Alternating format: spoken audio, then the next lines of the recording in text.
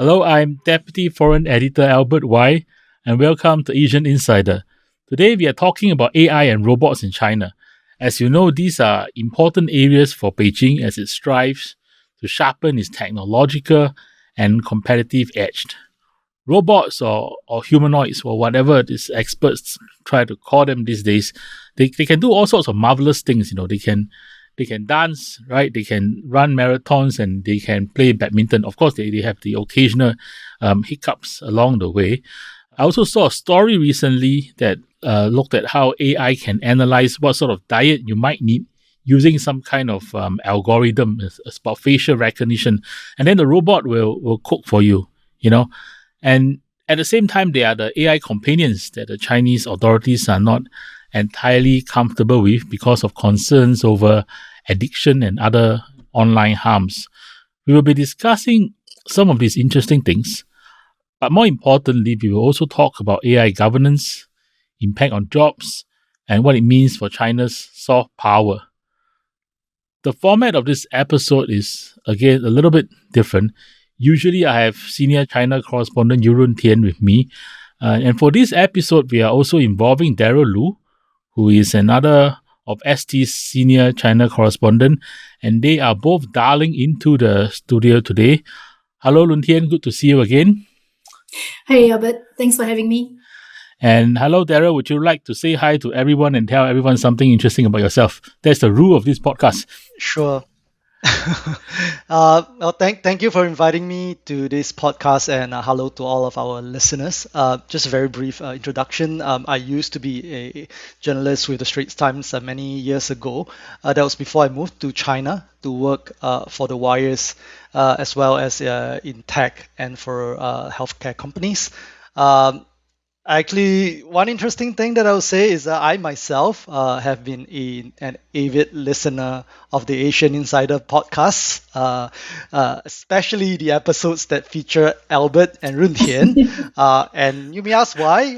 Well, I listened to several episodes to prepare for my interview with Albert before I rejoined the Straits Times. So since I'm sitting here, maybe listening to the podcast really helped. Okay, before we go into the heavy stuff, I'm going to call on both of you to share one thing with everyone. Both of you have lived and traveled extensively in China. So can you start by telling us what is the one most amazing AI or robotic function that you have encountered on the ground, starting with Lun Tian? Ooh, okay. I'd like to go first because I'm very excited. I took a robotaxi ride last week for the first time in my life. I was in a car all alone, no driver. The steering wheel, I could see it turn by itself. It almost looked like a horror movie. So it was super cool. And were you at any point concerned about your personal safety, Lun Tian? I checked around. I saw there was this SOS button that I could press. It was very prominently within reach. I also saw this little safety hammer that right by the side underneath the window that I can use to open the window in case I'm stuck inside the car. So it was a little bit reassuring, but yeah, otherwise it was just super cool. What about you, Daryl? What is the one coolest thing that you have met? Just to say that I haven't had a chance to sit in one of those robo-taxis that Lun Tian mentioned. So definitely that's the first thing that I'm going to do when I get back to China, hopefully soon. For me personally, what has impressed me about China robotics in the recent years is not so much about the dancing robots or or the kung fu fighting marathon running humanoids that a lot of us have read about or seen on TV. So I mentioned I was in the healthcare industry, so I got many opportunities to visit our factories in Jiangsu, where they were actually making cancer treatments to deliver to global markets. And I noticed, what really surprised me the first time I visited was that I hardly saw any workers around. From formulating the chemicals, making the pills, and then to packing them into boxes and actually printing and then pasting the pill boxes, with the labels. All of these were just being done by rows of robots. So there are very, very few workers in some of these factories that I visited. Most of them were basically technicians who made sure that these robots were running. The oil was there, and then there were also engineers whose main jobs would calibrate these machines to ensure that they will optimize constantly. So that was actually when I realized that the whole image that we always have about China as a factory for the world with all these millions and millions of migrant workers, actually that's very, very outdated. Really, China factories are being run by robots today. So that has been what is most amazing to me. I'm now moving to the other side of the spectrum, okay? Tell me about the most superfluous or useless AI or robot application that you have seen so far in China. Can we start with Daryl this time? Okay. So more about AI now. My mom actually loves to watch short videos on YouTube. So usually it's quite harmless stuff like cute animals and then cooking videos. 2 weeks ago, I noticed her starting to really get addicted to AI mini dramas from China. So I was just looking over the shoulder because she's just stuck on her phone all day, and then it's also this well-dressed, beautiful period drama kind of short TV shows going on.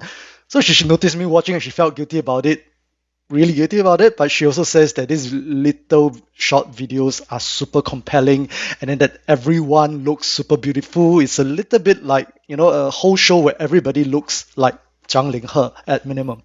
So I think what has happened in the last few months is that AI, especially because of new programs introduced by ByteDance, it's become so easy to make these AI mini dramas that they are actually flooding not just China, but you're increasingly seeing them beyond China as well.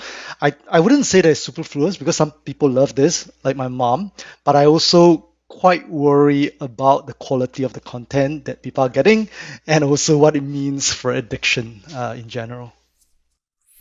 Lun Tian? Yeah, so I have an example that's also quite frivolous. So I was in a mall on the first floor where they sell beauty and fragrances.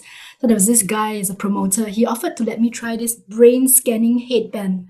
So supposedly when I strap this thing across my forehead and I smell a fragrance, this headband can decode how each fragrance made me feel and tell me what is the signature customized fragrance that I should get. Well, I didn't try because I hope I don't need a machine to tell me how I'm feeling. From the perspective of daily life in China, right? Would the both of you say that AI has made a qualitative difference over there as compared to how we experience everyday life in Singapore? Do you think China is very, very far ahead of Singapore where it comes to this particular field? I mean, AI in China is everything, everywhere, all at once. And it's quite exciting. There's this vibe, this frenzy, and everybody, there's this uplifting feeling of let's all figure out what's AI about so that we can use it to get better grades, to get better jobs and have better lives, better relationships. So I think that's a good thing. Maybe let's see how it goes. Yeah. Daryl, do you have anything to add?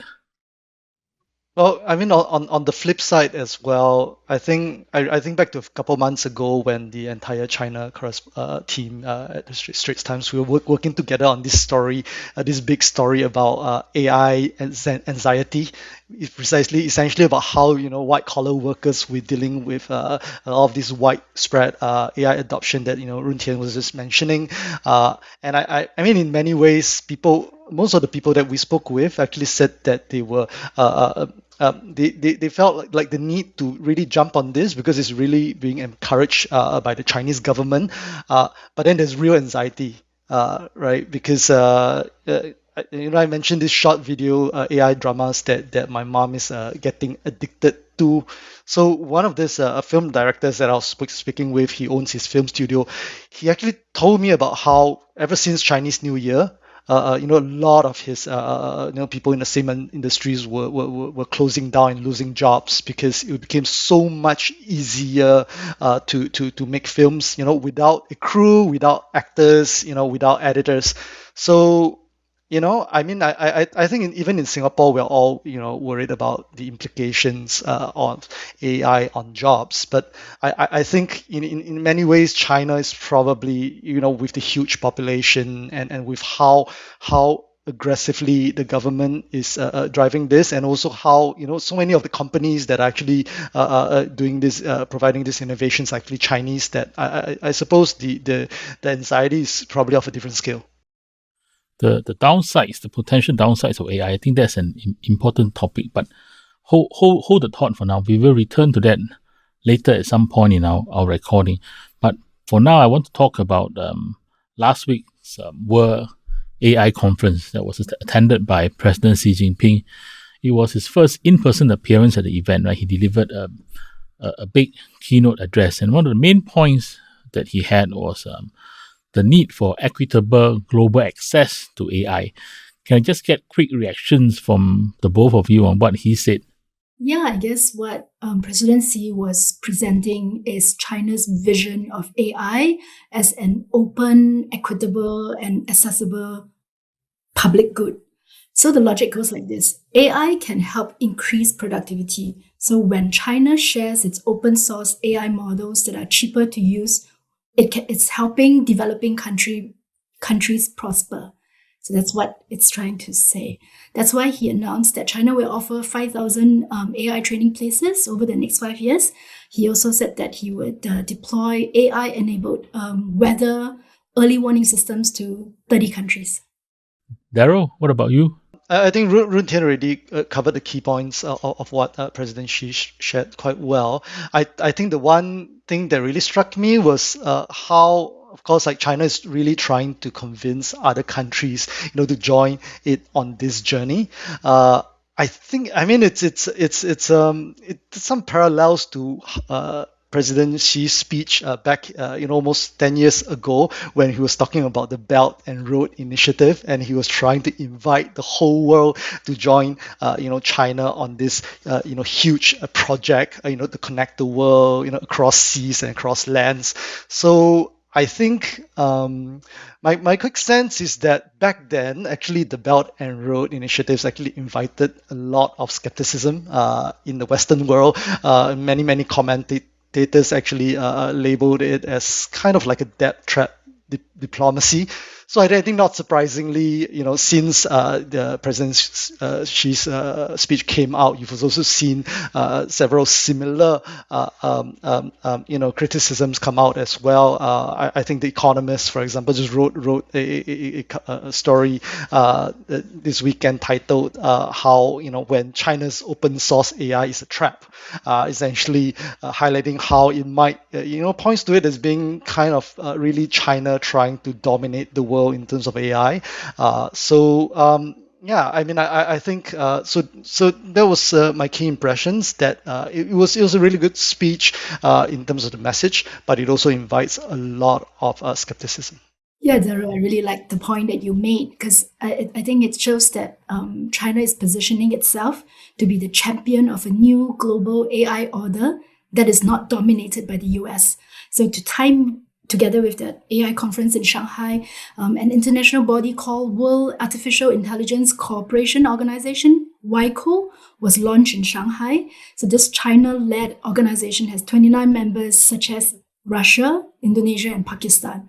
So as you can see from the membership of this body, it's almost like, the Shanghai Cooperation Organization, which is set up as an alternative body for global sort of security issues, other than, say, to rival maybe the US, NATO. And some would say that China's setting up of this WICO, the supporters would say this is China stepping up to shoulder leadership and responsibility in governing AI to prevent misuse. But the skeptics, as you mentioned just now, would say that this is a vehicle for China to have more influence in setting global standards for a fast evolving field of AI, and to promote greater adoption of its AI models in developing countries. Things I want to talk about the IPO scene, right, around AI. There are massive capital surges right now, and if I understand correctly, there are over 100 humanoid firms that are said to be scrambling for public listings. And Can both of you give me a quick sense of what is driving this and how this will benefit consumers? Maybe I can start, but just with a few quick facts. There are many robot companies as well as AI companies lining up for IPOs, as you say. I think the one that has gotten perhaps the biggest and the most headlines is Unitree, the one that makes all the kung fu robots and the robot dogs that we've been talking about. So they've won approval last month to raise about 4 billion RMB. That's about 800 million Singapore dollars for an IPO in Shanghai. So what they say they're going to do with this money is they're going to use these proceeds to do research in more robot AI models, to build new robots, and also they want to build a big new robot manufacturing base. So to answer your question, what this IPO will really do is to test the demand for humanoid robots as there's more than just a concept inside the lab, but as something that's more really viable and ready for the real world. Lun Tian? Yeah, so I think there's a lot of excitement about the Unitree, for the upcoming IPO. But maybe just a recent reminder was the IPO of SpaceX in June, where prices shot up nearly 70% above the IPO price, making Elon Musk the world's first trillionaire.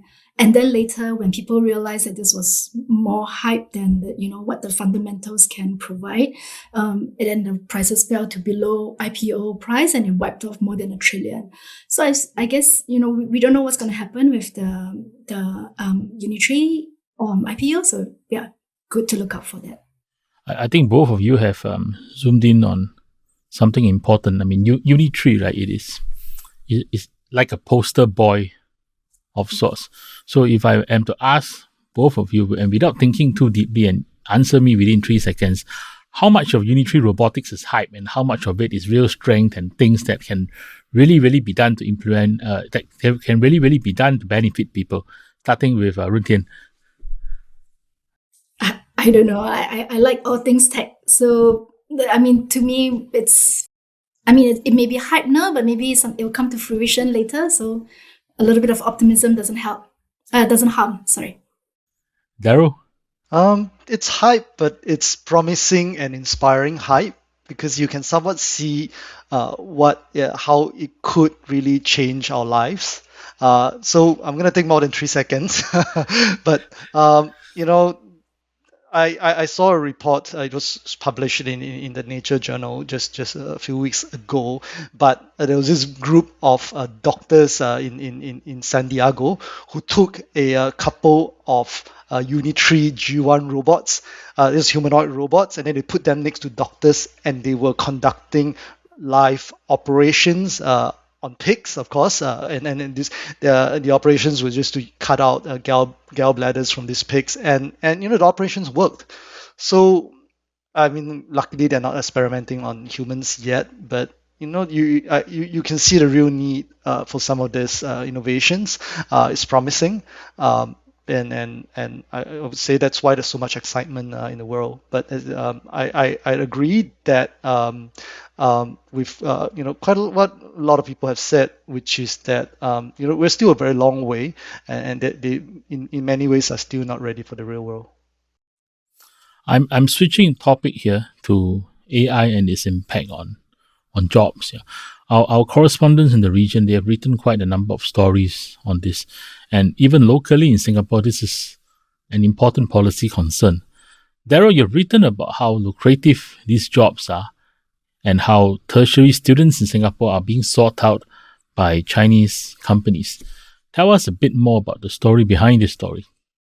Well, the genesis of this story was sort of from a visit to NTU, Nanyang Technological University, a few months back, when I came across some PhD students who were researching AI, and one of them told me that they're actually getting headhunted quite aggressively by Chinese companies, mainly to go back to China to work on some of these frontier AI models, and this was new and surprising, because in the past, none of these Chinese companies could compete salary-wise, with the top US tech companies, like Google, like Microsoft.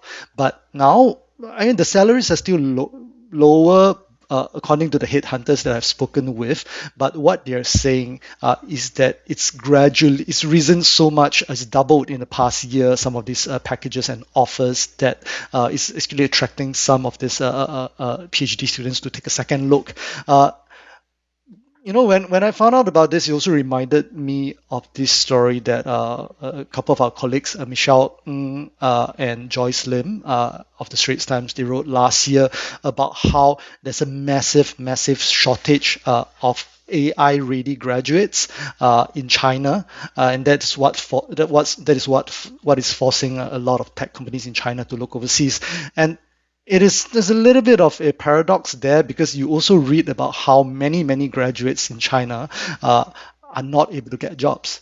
So it clearly points to a disconnect in Chinese education, but it also shows it is also reflected in Singapore, in the sense that NTU and NUS have been rising up the rankings in terms of the quality of the AI education here. So we are able to train some of these best AI talent, and they are being sought after in China. I presume that in China, being proficient in AI gives graduates a major advantage when it comes to landing jobs. But at the same time, it also brings up questions over social inequalities. So for youths in China, what do the inequalities caused by AI look like? How is it manifested on the ground? Actually, I did want to make a point about how, when I hear Daryl talk about the disconnect between what how some universities can prepare kids to be AI ready future and some can't. It reminded me of the inequalities that was brought about by globalization and free trade, maybe 2 decades ago, when at first free trade was seen as this good thing where it will lift all boats and everybody's lives will be better. But after 2 decades, we can see that there are winners and losers, and the losers are now taking to the streets to complain about how their jobs are being taken away, and that's not right, and has led to changes in governments all over the world, including in the US. So I think as we embrace AI and as we do what we can to prepare all our kids to be AI ready in the future, I think we also need to pay special attention to make sure that kids from across different socioeconomic status are being given the necessary resources that they need to jump onto this bandwagon. Just to add on to Lun Tian's point, I think that the topic of the inequalities being wrought by AI is a huge one, and I think it's the one that still haven't been looked at enough yet, and it's one that, especially in China, we really still need to do a lot of digging into and unpacking.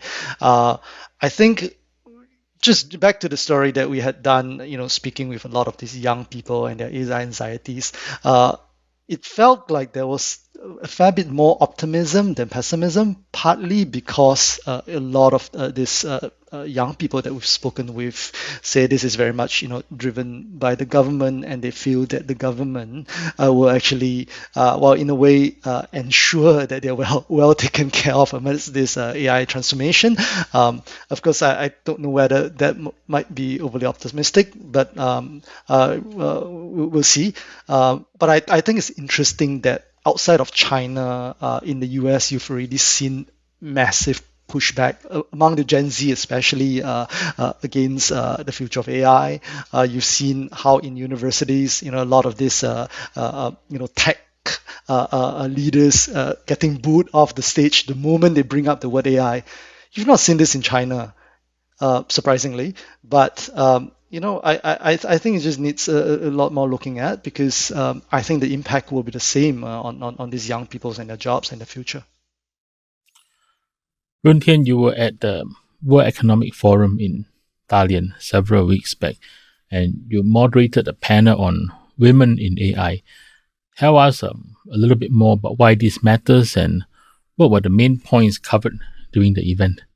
Why this matters is when we talk about AI, who do we think about?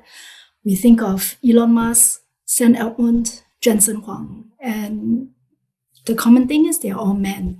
So studies have shown that more women than men are in occupations that can be disrupted by AI.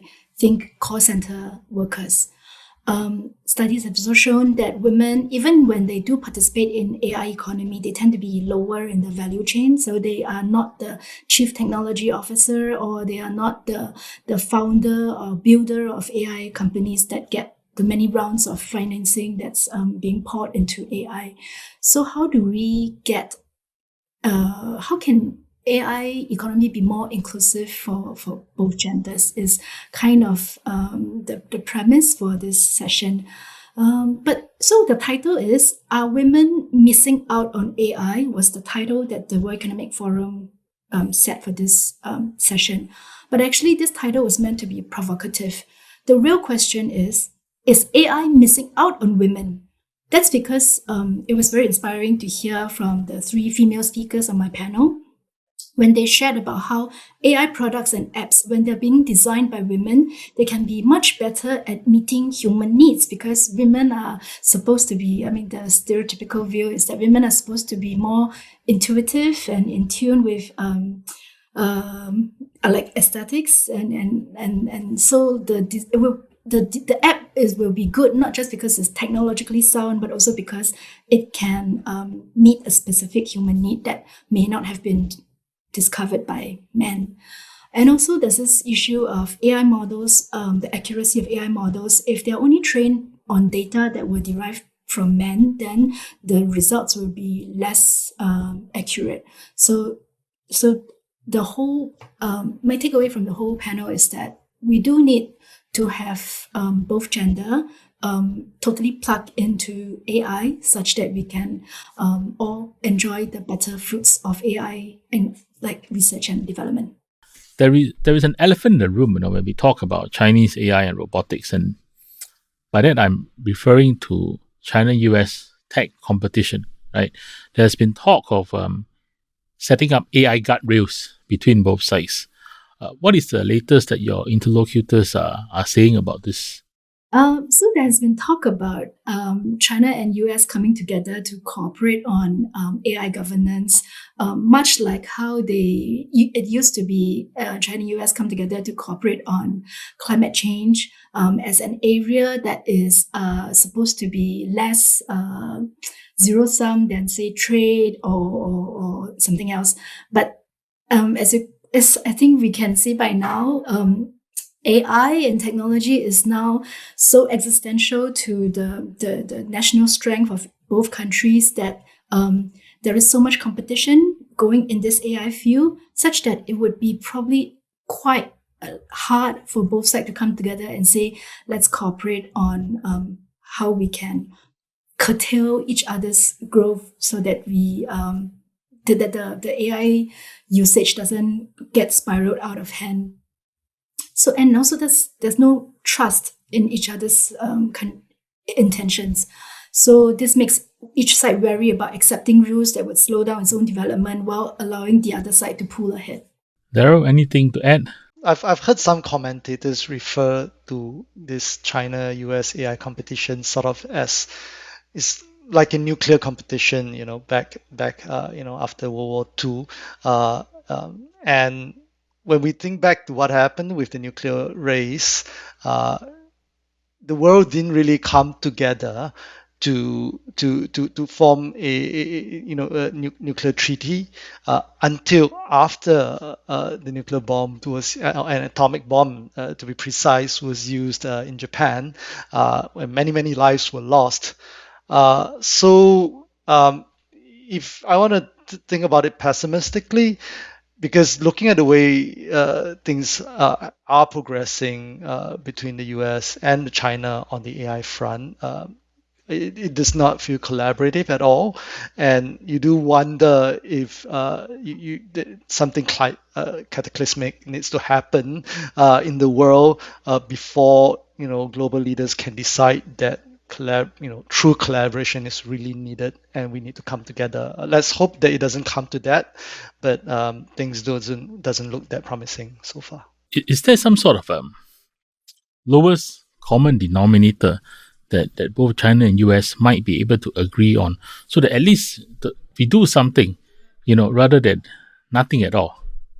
And I think one slightly hopeful thing is that both sides have indicated some willingness to engage in discussion about collaborating or having some kind of common understanding about AI-enabled nuclear escalation, meaning that the nuclear weapons that both countries have must be kept solely in the hands of humans and not allow AI to interfere or quicken or shorten the decision time to make such disastrous moves. So maybe that's the basic denominator that both sides can agree on. Daryl?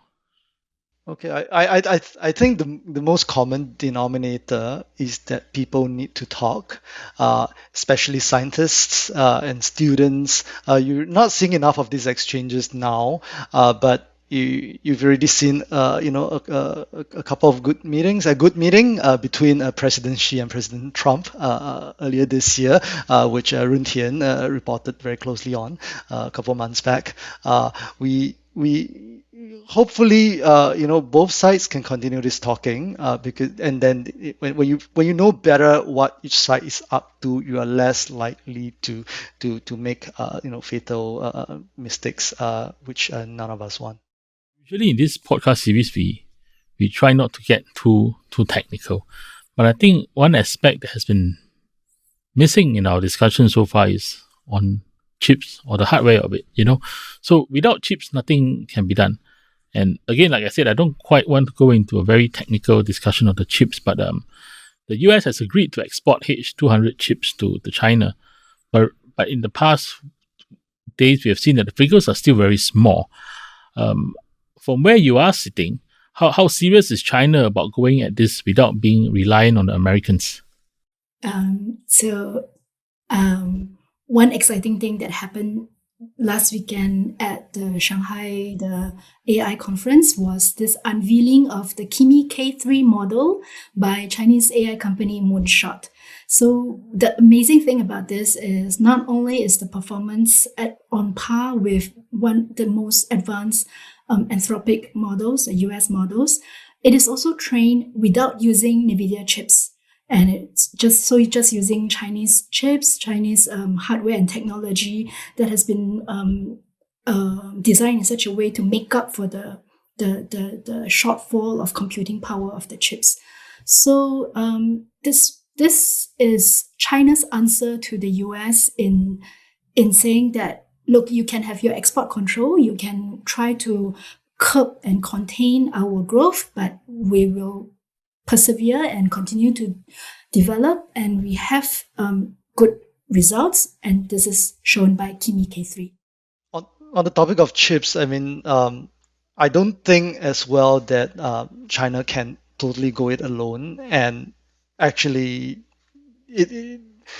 progress could be much better if again the two countries can work together. And Lun Tian mentioned NVIDIA, the company that's very much at the middle of it all, right? I remember a couple months back, actually, when Unitree was talking about its IPO, one of its biggest announcements was about this partnership with NVIDIA to provide its robots for R&D experimentation around the world. And these robots will be using NVIDIA's Blackwell chip, specially designed to operate humanoid robots. And you may ask why, Jensen Huang is already dealing with so much issues on selling to China and already barely meeting demand for chips used in generative AI, that he would take the risk, of doing this partnership with Unitree. I think Jensen Huang himself has predicted that physical AI or robotics AI is going to be a multi-trillion industry. It could really change the world, and I think it's a clear sign then that the best of China and the best of the US have to work together. This is a topic that I said will return later in the recording. So when we talk about AI, the overall direction of travel so far is generally quite positive, right? China is expected to make great strides, and there's a huge wave of investments in both hardware and software. But surely there must be a flip side to this. So in your view, what are the top challenges? I would think it would be the opportunity cost of diverting all the government fundings to support Chinese robotics firms and AI development, and because when funding goes to these companies, it means it's not going, or less is available to go to traditional industries, which actually employ still the majority of the China's workers. It also means less maybe funding that's available for humanities education that would probably be necessary to train or say nurture young people with, like, say, values or say curiosity about the world. So yeah, that's probably one challenge I would say. I think also one of the biggest challenges that I feel that countries need to look more at is the impact of introducing AI on the users itself. I think the industry is moving so quickly, people can barely keep up. I don't think the regulators are keeping up very well as well. I mentioned, this AI mini dramas. I think the loss of jobs, some of this companion AI and robots that seem to do more harm than good.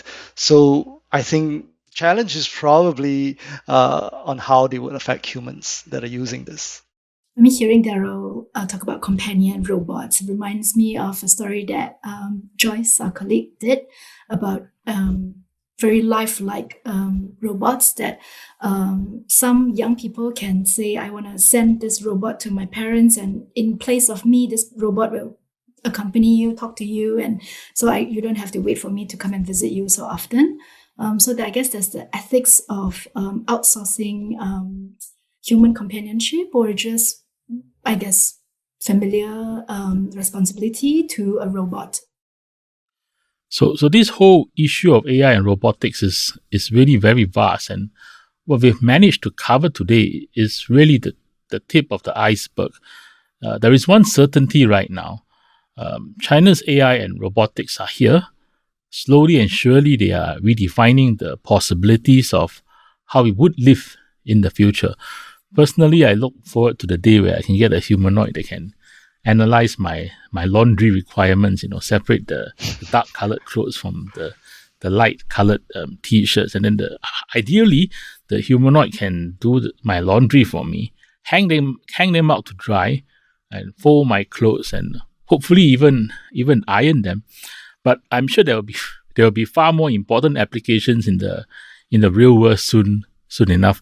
Before we conclude, can I ask both Lun Tian and Daryl to share your final thoughts, or tell us what you would like your personal humanoid to do for you in a few years' time? I like doing laundry, so I hope the robot doesn't take away this simple joy that I have. I think if I were to have a personal robot, I would like it to be like a master shifu, somebody that I can ask all the questions that I have in my mind. Because sometimes when I ask a normal human question, either the person would maybe not have time for me, or if the person might think I'm trying to embarrass him because I'm asking him a question that he doesn't know the answers to, or the person might question my intentions, or whether I have any bad motives for asking questions. But a robot, I can just ask any question I want, from general knowledge to like, how do I have a difficult conversation with people around me. So yeah, I would like a personal robot who can be my shifu for me. Daryl? Unlike Lun Tian, I very much do not like to do laundry. So very much like Albert, I'm also looking forward to that laundry robot. My biggest thought actually when I was preparing for this podcast is to see how the breadth of reporting that actually the Straits Times has done on this AI and robots topic, and how the focus has really been on distilling hype versus reality. Of course, we're not the only media writing about this topic. This is a huge topic that many people are looking at, but I think also there's a real effort by the team, not just to get the color on the ground, but to write about the winners, and also just to write about the winners, companies like Unitree or the bike dancers, but also to really try to shine a light on all those people who will be inevitably left behind by this amazing new developments. So I really do look forward to seeing more of this. This is an Asian Insider podcast. I'm Albert Wai, and this is the last episode hosted by me as I move into a new adventure in my career. Please hit me up on LinkedIn. I hope you have enjoyed listening to us. Don't forget to share this with your friends and family. You can also sign up for our Asian Insider newsletter. Our episode was recorded on 21st of July 2026, and it was produced and edited by Faiza Sani. Thank you for joining us once again.